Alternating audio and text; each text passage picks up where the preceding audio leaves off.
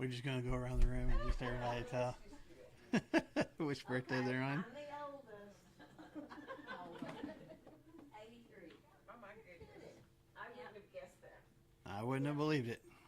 Well, it's the truth.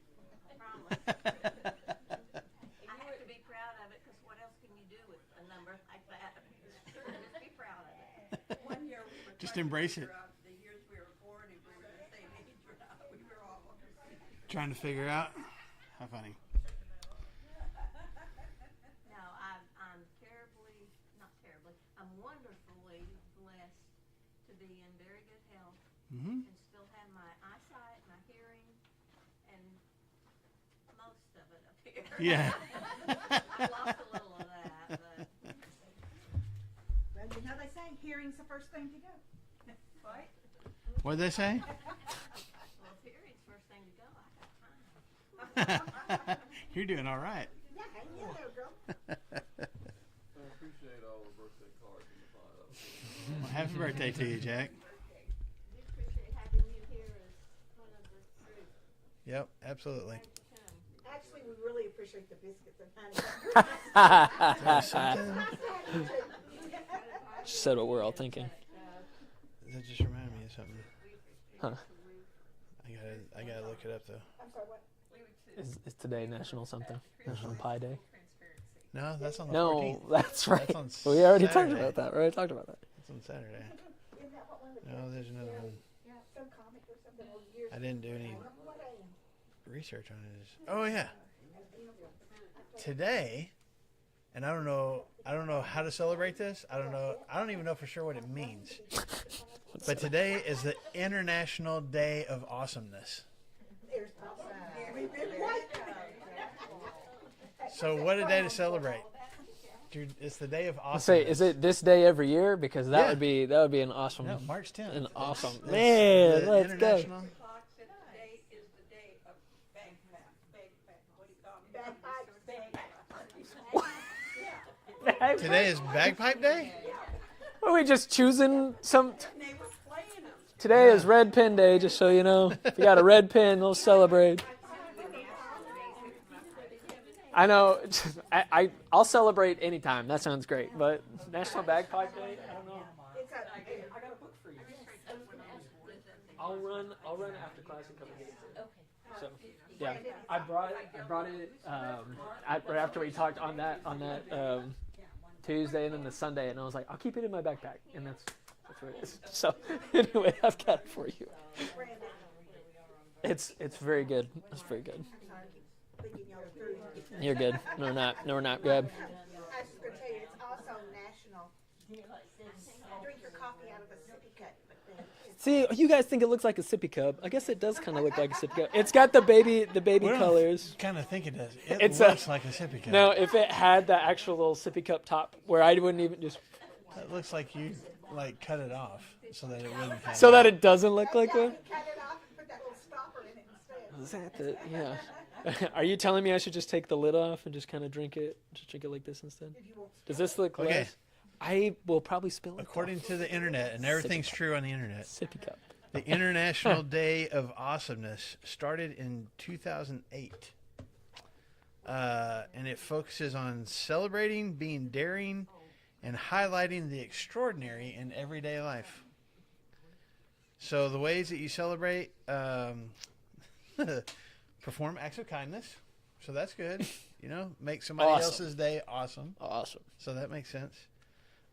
Recognize others. So shout out friends, family, or colleagues who are awesome on social media. You're awesome. Yeah. Be daring. Step out of your comfort zone. Try something new. Bungee jumping? Do Anybody? something awesome. And then celebrate small wins. Appreciate daily achievements and positive moments. So It's like thinking positive day. so don't do that the rest of the year. Yeah, just today. But observe. today, be awesome and celebrate awesome, I guess. It's the international, not even national, International Day Heck, of man. Awesomeness. So there you go. It's like In the case you needed something to celebrate today, just know. And then Sherry says today is National Bagpipe, bagpipe day. It was on the news this morning. They saw them playing them, and I thought, how do you make that a day? Who wants? We don't I say we spend the rest of the day listening to bagpipe music. That's been fun. Yeah. It just, I never heard of such a thing. Yeah. They have a Scott Fest over at Tulsa every year Mm-hmm. and bagpipe competition. Man. Well, maybe that's why. Maybe they were. I didn't hear the date. Is it this time of year? I don't remember. Because you would think, like, as you're approaching, although the bagpipes is more That's Scottish Scottish, instead of not Irish. I was Irish. going to say we're heading towards St. Patrick's Day, so Yeah. that wouldn't be bagpipes. I've been to Scotland, Yeah? and I've been to the castle at Edinburgh, Ooh. and I was buying some stuff at the shop there, and I didn't know I have a lot of Scottish ancestry, and the more I heard the lady talk to men, the more I began to talk the way she did. Yeah. The more I began to talk the way she did. You just whenever you talk, I want to talk the way you do. You talk when you're at home. I said, well, kind of like that. She said, oh, I know that voice. That's Forrest Gump. Oh. I did not tell her I grew up on a shrimp boat. Yeah. Oh, well, yeah, No, yeah. Stop the That would have conversation sealed there. it. That would have sealed it. How funny. All right, we're in Mark chapter 15. Stopped in the middle of a paragraph too. Yeah, we kind of did. Yeah. Yeah. So, Too many things. if you haven't been with us, or if you forgot, we've been talking about the trial and the torture and the crucifixion of Jesus. And last week we spent time just talking about when he's on the cross, some of the things that he experienced, the darkness coming, and the things that he cried out, and people's reaction to it. I didn't go back and look. So Where did we leave off? Elijah, I don't think we We got were to the talking about sponge. Elijah and stuff. Okay. Well, you talked about let's see whether Elijah will come and take him down. Yeah. So we finished that part. Okay. But they gave him a drink. 1534. Was So how far we as got? we I feel like- know, this is the first time he's called on God and God didn't respond. Yeah. Okay. So let's start with verse 35 and go through, I guess, through 41. So when some of those standing near heard this, when he cried out this Aramaic phrase, they said, "Listen, he's calling Elijah." And we did talk. I know Yes. we did talk about that Yeah. last week. Why they would have thought that. One man ran, filled a sponge with wine vinegar, put it on a stick, and offered it to Jesus to drink. "Now leave him alone, and let's see if Elijah comes to take him down," he said. So again, we talked. Yeah, that was where we we did talk finished. about that last week. And then verse 37, with a loud cry, Jesus breathed his last. The curtain of the temple was torn in two from top to bottom. And when the centurion who had stood there in front of Jesus heard his cry and saw how he died, he said, "Surely this man was the Son of God." Some women were watching from a distance. Among them were Mary Magdalene, Mary the mother of James the younger, and of Joseph, or some of your translations might say Joseph, and Salome. Which way do you say it? I say it. Salome. Salome? Okay. Salome. And- Close. In Galilee, these women had followed him and cared for his needs, and many other women who had come up with him to Jerusalem were also there. So, we talked about this stuff with Elijah. We didn't really talk a whole lot about the wine vinegar last week. I don't know if there's anything I don't know. significant that you want to mention No. with that. I was talking about this with our young adults last week in our weekly Bible study, and that was one of the questions: is like why Jesus offered something to drink twice. One time he refused it, and one time, Mark again doesn't go into a lot of details, but it seems to accept it the second time. So, if you guys look back a few verses before, when they were getting ready to put him on the cross, is when they offered him this wine vinegar mixed Mixture. with Myrrh. gall or myrrh, depending on which translation says, which would have been something, not necessarily a sedative, but something that would dull pain. And he refused to drink that. But here we are now, hours later, 6 hours later, and they're offering him seemingly just the wine vinegar, and he seems to accept that when they bring it to him. And so, Does your version say he accepted it? well, no, it just says they offered it to him on a stick. I think one of the other gospel writers says when they offered it to him, he drank it. I'd have to go look at one and see which one. Yeah. On a sponge. Yeah, it's Yeah. either Matthew. It's either Matthew or Luke. I think one of the two. I'll go look real quick. That says that he drank from it. And so I don't know how significant it is. You can find some scholars that think it's a big deal that he refused one and took the other. Some people even go into a whole investigation of, is there something symbolic of the sponge that's being used and stuff like that. I don't know if you came across anything like that. So I think, it's I mean, he's hanging up on the cross. He can't hold a cup or anything like that, so he can't hand him a cup.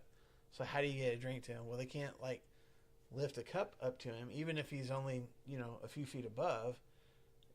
How do you get a drink up to him without spilling it everywhere? And so A sponge. a sponge would be hit on a stick. Fill it with liquid, hold it up, and he can just suck the juices out of it. Did you find it? He had nothing to drink in probably about 36 hours. You would think so. Yeah, when would they give him that? Yeah. So more than likely, this is just hydration. Dehydrated, and he had tremendous blood loss. He's probably in shock. Yeah. And that's why I think this is more just like you could even ask, was this an act of kindness on this person's part, or crucifixion? They try to prolong your death as long as they could. So you keep him hydrated, the suffering lasts that much longer. It's John. Is it John? Okay. John 19:30, when Jesus had received the sour wine, he said, "It is finished," and he bowed his head and gave up the spirit. Yeah. Received. So he received it. Okay. So Every not that story- he just is gulping drinks of it, but Yeah. there's a definite refusal of it the first time, and then now this seems to have, and this doesn't seem to be the same mixture. There's nothing here that says this is trying to dull the pain.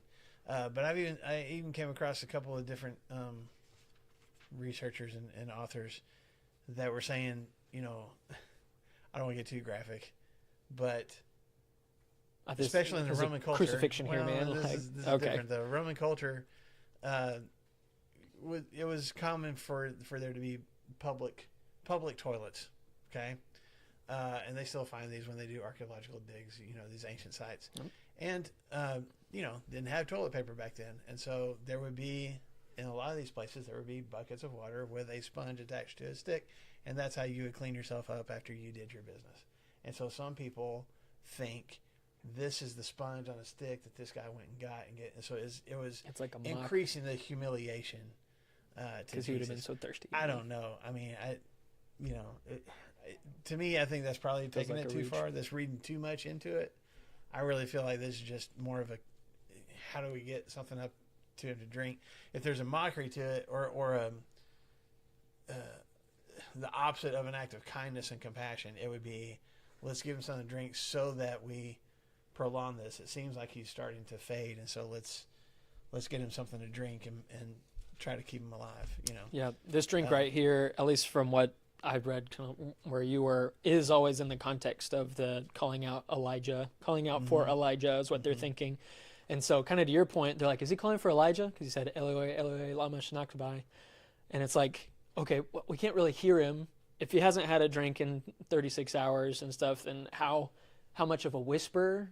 We Right. think of him shouting, my God, but It says he said it in a loud voice. So Yours. Yeah. But how loud a voice do you have? yeah, When you've gone so long without any hydration. yeah, and you're suffocating too. Yeah. And so it could be well, let's just try and see if we can figure out what he's saying. Let's wet his lips and mouth just a little bit, so maybe we can.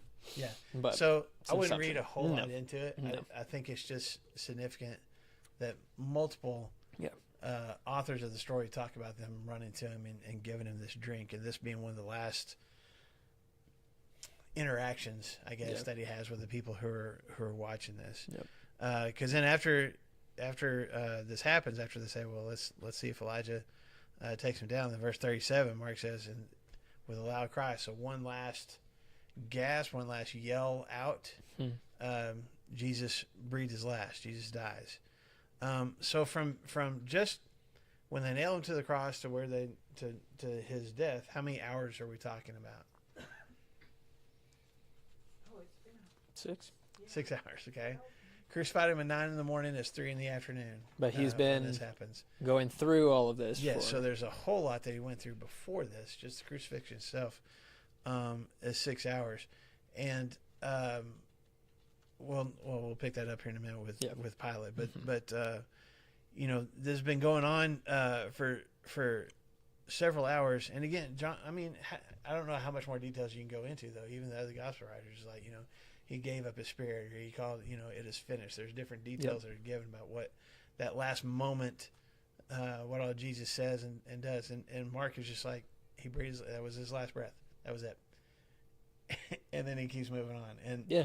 I don't know. It's, you know, there's like, it's kind of when we looked at when Mark said, and they crucified him. Like, it's such a There you go. simple sentence, but there's such a finality here.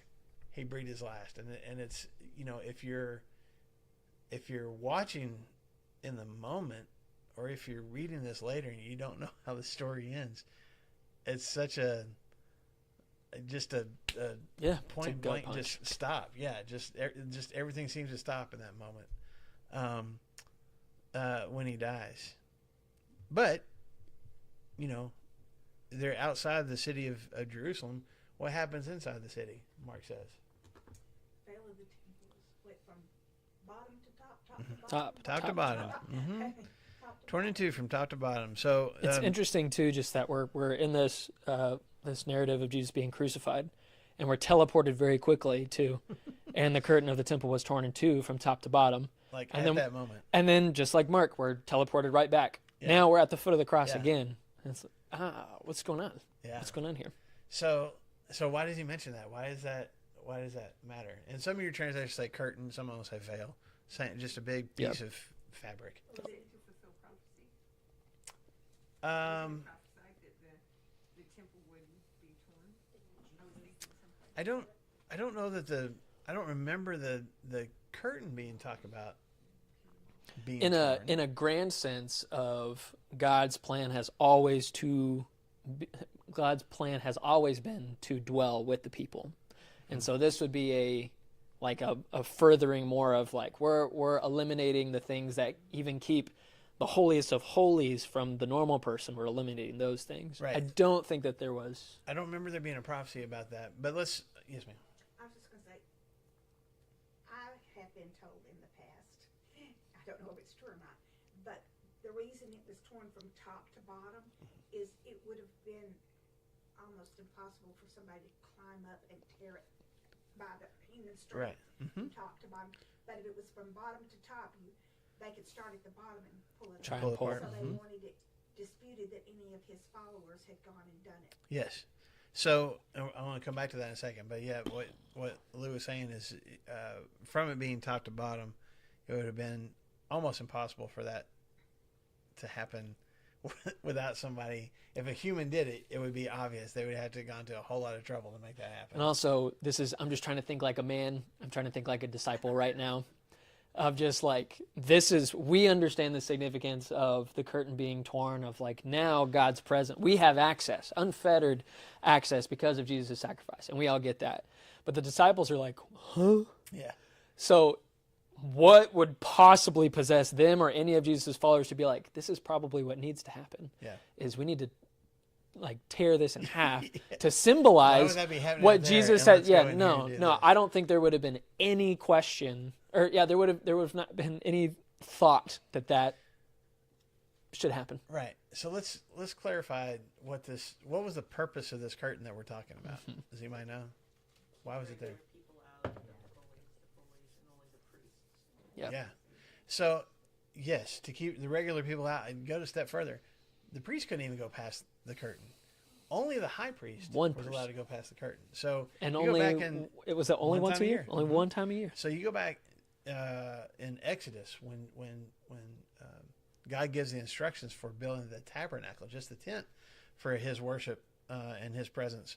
When people were going through the wilderness, that was one of the main things. The Ark of the Covenant sat. You had the courtyard outside the temple itself, and you had the first room that they called the holy place, which had the candlestick and some other, the menorah and some other Basin, things yeah. there. And then there was a curtain. There was the altar of incense in front of it. Then there was a curtain, this fancily embroidered curtain, and on the other side of that was the Ark of the Covenant, which represented the presence of God. That's where when God was was there among his people. That's where the cloud would come. And once a year, the high priest would go behind that curtain with blood from a sacrificed animal and would sprinkle it on the Ark of the Covenant and would offer or ask God to forgive the sins of the nation of Israel. Okay, Wholesale. and nobody else was allowed to go back there. Regular people couldn't go into the holy place. The priests couldn't go into the most holy place, or some of your translators call it the Holy of Holies. So that's what's being described in the temple. Now, when Solomon built his temple in the Old Testament, much bigger structure than the tabernacle, and he actually had doors built to separate the two, and curtains in front of the doors. So he kind of like doubled up, and that's probably in Herod's temple. The description is that he had put gold doors between the two places. Am I right? I feel like that's right. I don't remember. And then this curtain in between. But the curtain, because the curtain had been talked about originally in Exodus with God's instructions on this is what my place of worship needs to look like, they had held on to that. Now, Herod's temple, was much bigger than just this tent, this tabernacle. So there's this. I'm going to go back to what you were talking about, Lou. There are different measurements given, but I don't know. Many scholars agree that this huge curtain was could have been up to 60 feet high. Okay? You remember the pictures of It's the temple, it's right? not like something that you just pull the cord and this little curtain goes back, And you these- think about, like, some of y'all have, like, really thick curtains at your house or really tall windows. But 60 feet high, okay? And it's not this sheer material. This is multiple kinds of thread that are threaded together in a very specific way. There's one resource I came across that it could have been there's that they said there's an old, which I'm going by this third-hand information. They said there's an old Jewish manuscript that said that curtain at that time was 4 inches thick. I don't know. I don't know if it's that thick. Okay, even if it's thinner than that, think about just like a rug. In your Thick house. rug. Like that kind of thickness would probably it would have at least been like that with all this thread and string woven together. Everybody with me? Okay. So the weight of it, I don't even know how much it weighed, but the weight of it and the height of it, for it to be torn, going back to what Lou said, just to tear from top to bottom with seemingly no physical force being put on it, just all of a sudden it splits, would have been just unimaginable to the priests and everybody that either watched it happen or walked in the room and saw it that way. But the whole purpose of it, there had always been this sense of God is with his people, but there's also separation. You can get kind of close to God, but you can't, only the priest could go back behind that curtain. There's still somebody else had to go to talk to God on your behalf. You couldn't go behind the curtain yourself because you were too sinful. You were too, filled with just your common life and your mistakes and everything. And only one certain person could, and he had to go through a whole bathing process ahead of time and take this purified blood with him. If a priest just randomly walked back there, you did. God would take care of that. So the fact that this physical manifestations, physical picture of separation between God and humankind is now split apart. What's the significance of that?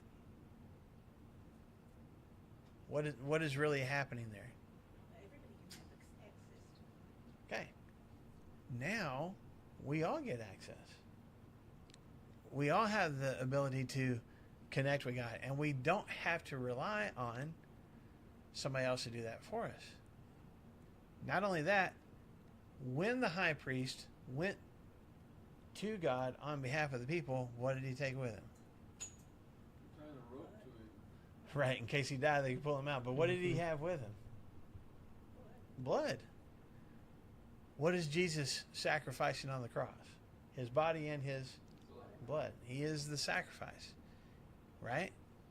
So it is now his blood that is sprinkled on the altar that takes our sins away. But it continually, I'm getting a whole bunch of theology wrapped up in one little comment here. His blood continually washes us clean. So it continually, as long as we stay connected to Jesus, we continually have the right to go through the torn apart curtain. There's nothing separating us and God anymore. And that happened because of the cross. In this moment, while we get this picture of God being separated from Jesus, Jesus being separated from God, when the death happens, the sacrifice has been made, the blood has been shed, and now, because of that sacrifice, there's nothing separating the two. Yep. And that's ridiculous. It's ridiculous because, back in the tabernacle times, you just have some, only one person one time a year, and had to have a rope tied around them and bells on the bottom of their garment because, you don't hear any bell, they're probably dead. They're probably dead. And that's what he was saying. They would tie a string around their foot. Yeah. Because they're like, well, let's yank the corpse out because they wouldn't be allowed to go get the corpse themselves. It's like that's how dangerous God is, which is why we have the entire book of Leviticus is here's how we can have a relationship. And that's how much it took for us to have that kind of relationship. And in this moment, God's torn the veil, torn the curtain in half, and has offered free access to that. This is why I say the word ridiculous, because I think that it is that we can get that close. Yeah. But that's what the author of Hebrews said at the end of Hebrews 4. He says, we now, because of Jesus, can approach the throne of grace in confidence. Boldly we can come before the throne of grace because of Jesus. Not because we've done anything, but because he's been the one to say, hey, you know what? I've taken that, I've paid that, so you can come.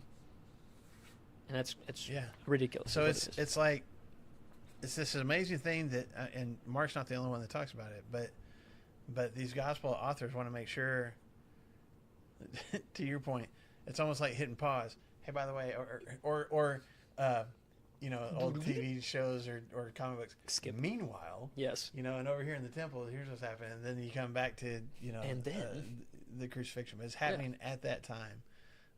When the death occurs. That's right. The rest of the story. Okay, so the temple curtain is torn, and then verse 39 we have this brief interaction, or I guess snapshot of this centurion, this Roman soldier who had stood there, who had been watching the crucifixion. Mine says stood there in front of Jesus. Do you have a different? Stood way? Facing him. Yeah. Mm-hmm. So the Greek means to be opposite. So he's been watching. He's been standing across from this. Yeah. Lou said that's what the King James said. That's what God said. That's what God said. Yeah. He's standing opposite the cross, watching this whole thing. It's interesting. What is the thing that he says about this when he watches everything? How Jesus died. Right. That's what I have. What does he proclaim? Surely this man was the Son of God. Okay? And he says that because of what Phyllis said. Saw that in this way he breathed his last. Yeah. So he was like, heard the cry. Yeah. And watched saw him die. How he died. It moved him. And he may not have truly understood what he said, but he said, truly, this man was the Son of God. Mm-hmm. Which is incredibly significant. Well, for a couple of reasons. Why is this significant? I've always thought that Jesus voluntarily died at that moment. That he didn't wait to suffocate. That when he said... He gave it up. Yeah. Mm-hmm. I don't disagree with that. That's what the centurion saw. Yeah, and for those of y'all watching online, Phyllis said, she's had this thought that Jesus chose to let go in this moment. I mean, obviously his body is broken down and is fading, but that he chose as, I didn't look up the different gospel versions of this because we're going through Mark, but where he gave up his spirit. Like I am He giving up, offers it. giving up my spirit. That is his choice to die in this moment. Which is very opposed to what the other people, not just dying on the cross right next to him, but other people being crucified. You'd be crying, which he is, crying, screaming, and pleading for your life. Like make it stop. I'll be a better person, or I'll give back what I stole, or something like that. Mm-hmm. And Jesus, as he has been the whole time, he's in control of what's happening. And to your point, to take that further, Phyllis, Jesus is the one that says, "I'm the one that lays my life down. I'm the one that picks it up again." Yeah. So there is a certain amount of control that he has, and I don't want to go too deep into the weeds here, but just from personal experience, I think different people have kind of that ability sometimes. Christy's dad passed away several years ago when he had early onset Alzheimer's, and got to the point where he couldn't communicate at all. I don't know. There's no way to know for sure exactly how much awareness he had of what was going on, but there were some things that happened that, like, just with his physical body, that he started having to have even more caretaking done. And like when that happened, I mean, he couldn't communicate at all. But when we had to really upgrade the full care that we had to take of him, it was days, and he was gone. And I believe he was like, "Nah, I'm not doing this." There was something, even though he couldn't communicate, there was something inside of him that was like, I'm not going to drag this out. I'm not going to make you guys drag this Belabor out. this. Yeah. And I don't know how much control we have over that, but I think for sure, I'm agreeing with you. I think there's part of Jesus here that's like, I mean, for him to say in another gospel, "It's finished. I'm done. I've done what I'm supposed to do, and now I am giving up my spirit." And the centurion's watching this. You got to think, I mean, what is a centurion's job? What is a centurion? It's a soldier, right? So is he accustomed to violence? For sure. Is he accustomed to death? Oh, yeah. Okay, he's probably been in battles before, or at least had to put down uprisings and things like that. Witness crucifixions before. He's probably witnessed crucifixions. This is probably not his first one. Okay? But there's something that stood out to him. Because, again, for him being a centurion, he's probably, and I can't say definitely, he's probably not Jewish. So this whole Messiah thing, and who knows if he even knows who Jesus was. Pilate didn't really know who Jesus was. Who knows that this centurion would know? So this isn't, at least up to this point, this isn't a faith thing for him. Because he doesn't have faith in this God. He doesn't believe in the same thing that these Jewish people believe in. But there's something about watching how Jesus went through what he went through, how he handled it, the things that he said, the way he responded compared to all those that were mocking him and treating him this way, that moved him so much that he said, "This has to be the Son of God." Now, if you got something else to say about that before I say what I'm going to say next. Remember, we got to take ourselves, we got to go to the temple really quick. Yeah. We got to take ourselves out of the story just for a second. What is Mark's intention in writing this letter? Mm-hmm. Why is Mark writing Going this all letter? the way back to chapter 1. Because he tells you at the very beginning. We can turn there if we want to. We said this in like our first class together. But there's something that he said at the beginning of chapter 1 that we paid special attention to when we started this study. I know that was a long time ago. Was that 6 months ago? That's Mark chapter 1, verse 1. Mark tells us what he thinks. He says, "The beginning of the gospel of Jesus Christ, the Son of God." And that's the only time that Mark himself, other gospel writers, will sprinkle little things here and there. But Mark said that this is the only time that he says, "I'll tell you what I think. Now I'll let Jesus's actions and his words explain who he is, and I'll let other people react to Jesus." There's a whole section in Mark that we went through where we hear the reactions for Jesus' parables and the reactions to Jesus' preaching. And, Miracles. all of those things.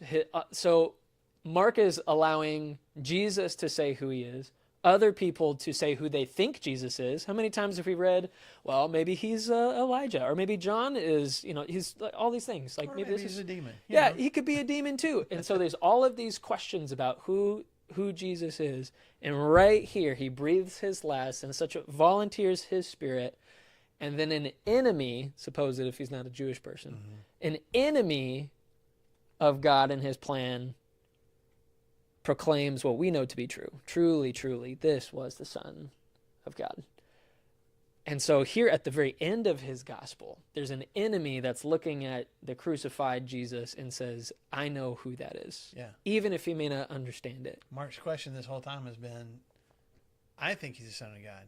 What do you think? He's asking the reader consistently throughout this. What do you think? Halfway through in chapter 8, Jesus even asked his disciples, who do you say that I am? What do you think? So there's that theme that has gone through this whole, it's kind of in the background sometimes. Sometimes he brings it right up to the front, but in the background the whole time.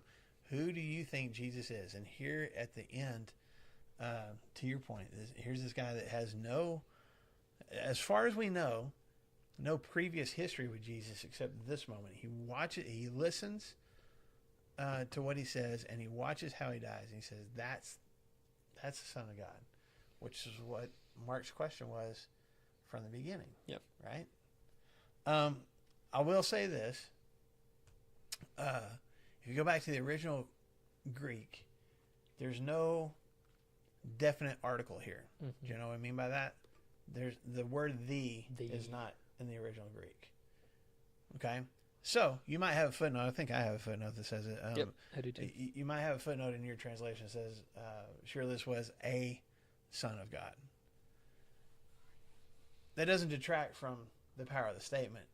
Simply to say, I think it kind of clarifies this centurion doesn't know God, doesn't know anything about a Messiah, or doesn't know that Jesus. All he knows is the placard says he claims to be the King of the Jews. He doesn't know anything about the Son of God. So, whatever his concept of a God is, whether that's Jupiter or Zeus or some other, like there's some deity, and I believe that this guy belongs to that. He is, which again is significant. His capacity to understand spiritual forces and something beyond our physical world. His belief that there is something bigger, some kind of creator, some kind of God, something bigger than us, and to just watch what happened to Jesus go, he is something bigger than all of us. And this isn't a reaction to a miracle or something that Jesus said. This is a reaction to the crucified dead Jesus. Yeah. That's who's like, oh, he was the Son of God. Yeah. That's powerful. That's super. So whether it's a son or the Son, whichever, it's still, here's this guy that doesn't have much of a history, as far as we know, with Jesus or his message. And to me, that's how much do you have to know to have faith in Jesus? Like we talk about, sometimes we talk about how intimidated we are to have spiritual conversations with people who don't go to church or don't know Jesus. And what if they ask questions that we don't know the answer to? And what if I say something, or what if I do something that drives people away? And like, how much do you got to know, man? This guy watched Jesus die and was like, there's something different about him. There's something significantly, like life-alteringly different about him. Because that's the power of Jesus. That's the power of the gospel. That's the power of the message. And that power is still alive and well today. I mean, you don't have to have all the answers. You don't have to fully comprehend everything there is to comprehend about God in order to have faith in him. Is this a statement of faith? Does he fully comprehend the prophecies of Jesus from back in the Garden of Eden and all the way through? He doesn't know any of that kind of stuff. And neither might us or the people that we're talking to, but there's still the capacity to have faith and to believe and to allow that message That's to change our lives. That's what I like about the simplicity about the Bible is just, hey, Jesus is the Son of God, and if you believe in him, you'll have eternal life. And that's it. Yeah. That's it. It's like if you can get... We can get deeper. Yeah. But if you can get over that hurdle, Yeah. that's the hurdle. That's the difference between us being in community with God forever Yeah. and not. And a small hurdle, but a huge hurdle at the Yes. same time. Yeah. Yes, ma'am. What is the significance of the curtain in the temple being torn from top to bottom? Yes, man. Yeah, I know. You walked out of the room. We talked about that being the separation. It symbolizes separation between God and his people. Not everybody can have, you kind of get close to God, but you can't have full access to God. But because of the sacrifice of Jesus, because of his blood being shed, now we have free access. That's what you mentioned. Hebrews chapter 4, the author of Hebrews says, now we can approach the throne of God with confidence. Like, I can go behind the curtain. I don't even go behind the curtain. The curtain's not there anymore. I'm just I get to there. approach God. and that ability wasn't like, you could have prayers, but you also had to have the priest go and do some things for you. I get to have this much more intimate relationship with God that I didn't get to have before because of the cross. So that's what we think about that. Pretty good. Thank you. Yeah, the reason they tied the rope to him was not just in case he had a heart attack, Right. stroke or something. If he didn't meet all the requirements, if he wasn't purified and Yep. gone through the purification ceremony, he wasn't just right, then God would strike him dead. Right. Yep. But now because of the blood of Christ that makes us pure, Yes. we can walk into that throne room. Yeah, that's why it's important to connect those two scriptures. When John says in 1 John 1 that the blood of Jesus continually cleanses us, continually purifies us, washes away everything that would keep me from going behind the curtain as a high priest that I had to wash off first, the blood of Jesus does that. So now I get full access to God because I'm covered in the blood of his son. So The Bible, to belabor the point, the Bible Project has a funny video on holiness where talking about the high priest going in, and the high priest is sitting there like sprinkling blood, and then just like a beam of light comes by in front of him, and then the next thing he's just dead. I was like, I think that that's how dangerous that this was. yeah. So let's keep going. In verse 40. Yep. There are these women that are talked about here that were witnesses to the crucifixion. And again, this is the list that Mark gives us. Matthew's list is similar. Mm-hmm. John has a little bit of difference. Among them, and even Mark says there are a bunch of women there. Among them were Mary Magdalene, Mary the mother of James the younger, and of Joseph, and Salome. Okay. He didn't mention Jesus' mother Mary. Right. Mark John doesn't. does. Mark doesn't. John does. John's the only one that does, I think. Jesus tells him, "Here's your mom. Take care of Yeah. her." Yep. But this one says they were looking on from afar. Mm-hmm. So they weren't right up at the cross. Maybe it's because I've watched too much of Chosen and all those kind of shows.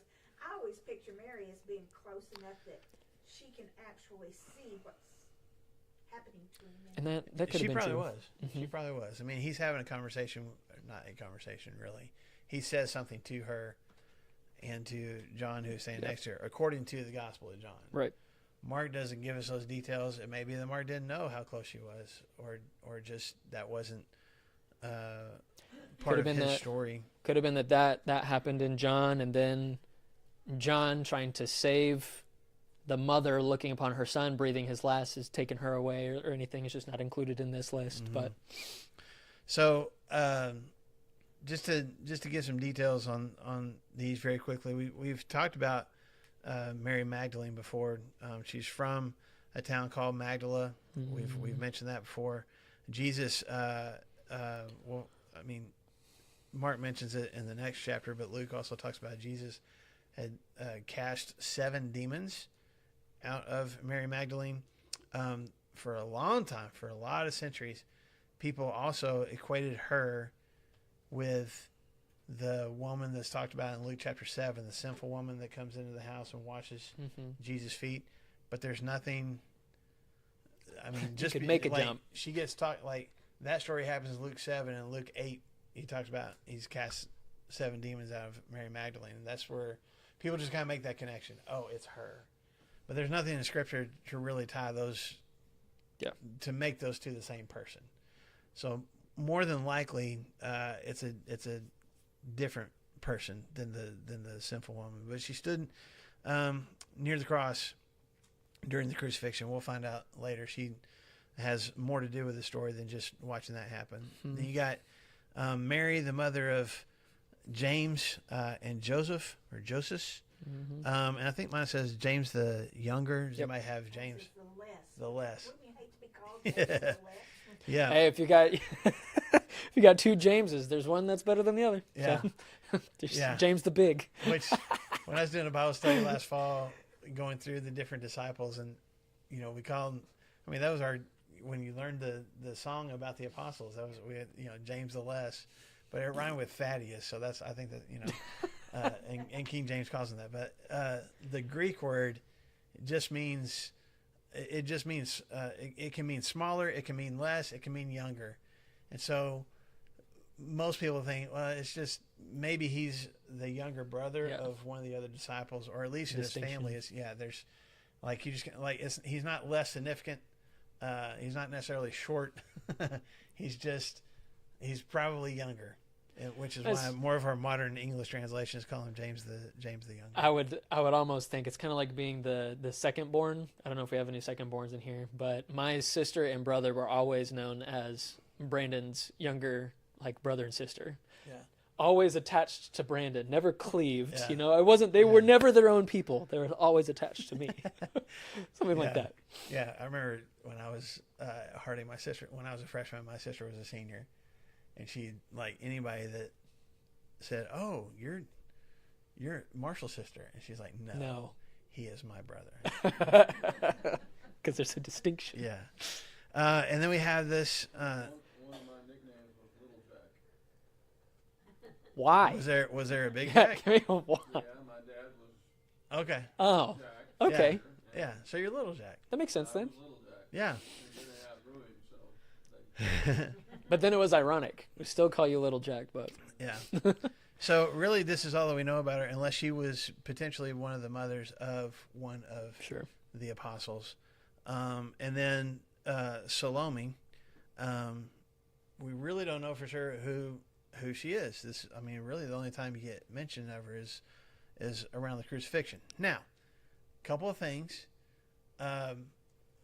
One is that some people equate her with the wife of Zebedee, the mother of James and John, the apostles James and John. Because if you look at this in Matthew 27 and verse 56, as he is giving a list of the women who are at the cross, and he mentions Mary Magdalene, and he mentions Mary, the mother of James and Joseph, and then he doesn't say a name. He says also the mother of Zebedee's sons was there. Okay? And those are the three women that he mentions. And then we got three women mentioned here in Mark. Mark doesn't say the mother of Zebedee's sons. Mark says Salome. So you can easily, got no argument. You can make that connection. The Chosen made that connection and said that's who that is. Yeah, which is fine. That's fine. There's also some people, and I don't think this is accurate, but there's some people that make the connection between this woman and Herodias' daughter. So if you forgot that story, when John the Baptist was in prison and Herod had Herod's daughter come out and dance. Well, technically it wasn't even his daughter, it was his stepdaughter, but she comes out and dances at the banquet. And he's so drunk, but also so entertained by her dancing, he tells her he'll give her anything she wants. She goes and asks her mom, Herodias, what she should get. And her mom says, ask for John the Baptist's head. And that's how John the Baptist ends up being beheaded. In Scripture, that daughter that does the dancing and asks for the head is not named.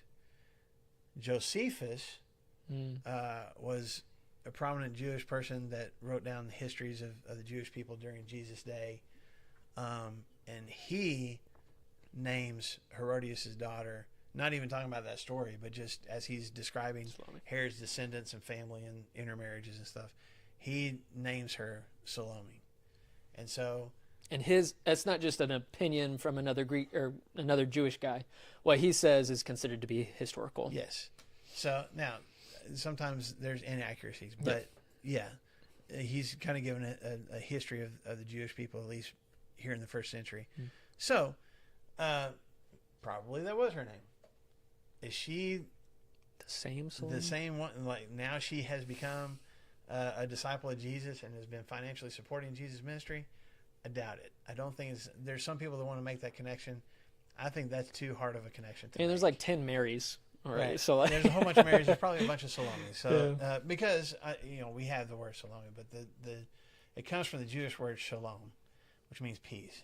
There would be a lot of girls who would have been named that in Jesus' day. This was a fairly common name. Matter of fact, Jesus, his Hebrew name is technically Joshua. There are a bunch of Joshuas. Even that's why he's always called Jesus of Nazareth. He had to single out which one he was. There which were other Jesus? Jesuses That out there. one. So. What verse did you say that was in Matthew? 27 verse 56, where Matthew says it's the mother of Zebedee's sons. So we know for sure there's these three women. You guys made the distinction. They're not necessarily like looking straight up at Jesus. They're not necessarily that close to the cross. And they're at a distance. How far is the distance? I don't know. But they're close enough to be watching everything happen. Probably not close enough to be saying anything to Jesus. But Mark goes on and just says, here's why it matters. Here's why I'm mentioning these women. In verse 41, what is it? Why does he make special mention of them? Taking care of him and ministering to him all this time. Okay, all these years of his ministry, when he's needed something to eat, when he's, when he needs a place to stay, it's these women that have taken care of that. It's these women that have provided to feed the disciples. If somebody probably needed some robes or something mended, if somebody, I don't know, blew a string on their sandal and needed, they're taking care of medical okay? attention. And you don't see that talked about in all the stories of Jesus' interaction with people. It just would have been a common thing, A constant background thing that's happening that we don't get very much of. and there were probably other Jewish rabbis that had the same kind of thing. But Mark takes a moment here to go, hey, Jesus couldn't have done what he did, Right. had it not been for these ladies.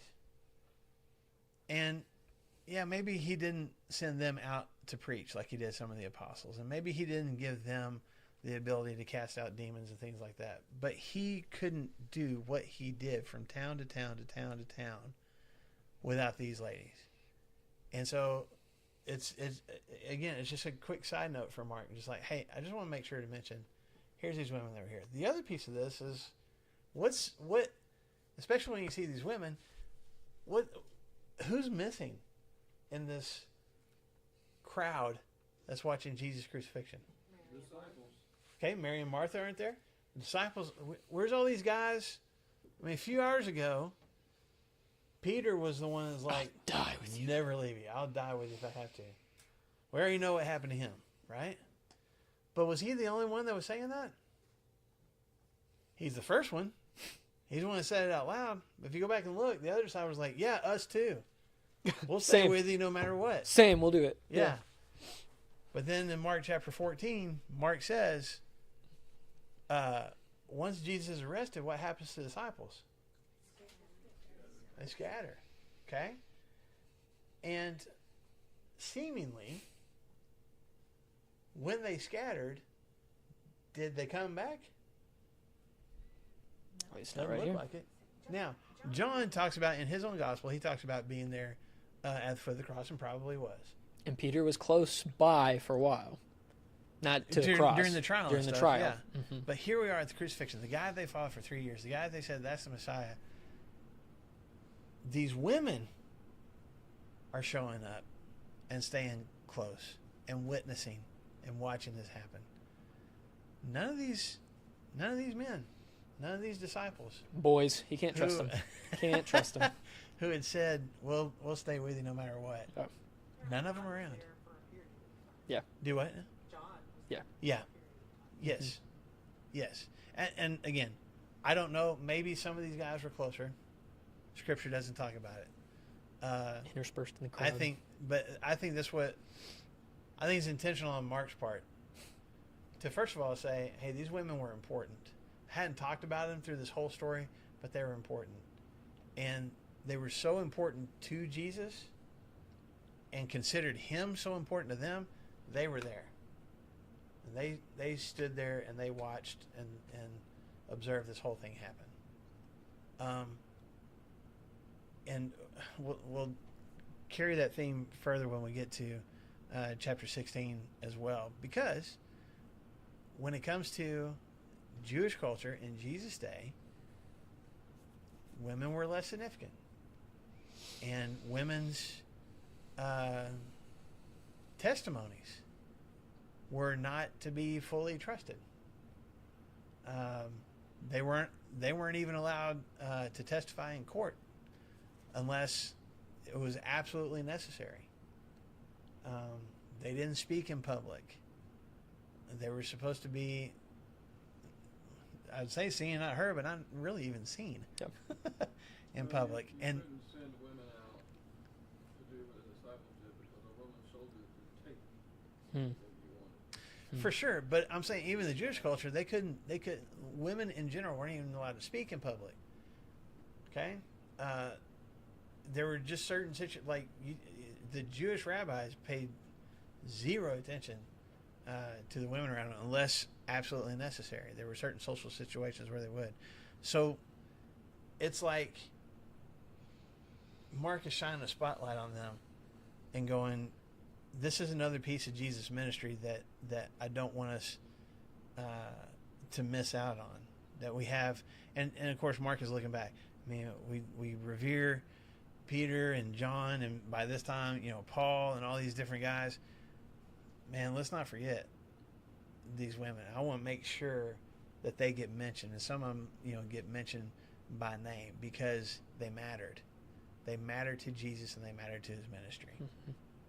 So, we're out of time. I really thought we were going to get to the very end today. To the very end? I mean, to the very end of 15. Oh, okay. I was like, what? I really thought we were going to make it. I thought we would get, to the end of that. Anyway. All right, so anything you want to mention to tie a no, bow on all this? I guess tie a bow.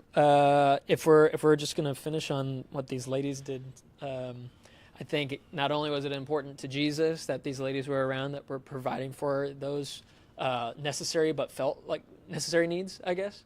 And Luke mentions a couple of other ladies, Joanna and Susanna and stuff too, that were financially responsible, or at least financial backers of Jesus in his ministry.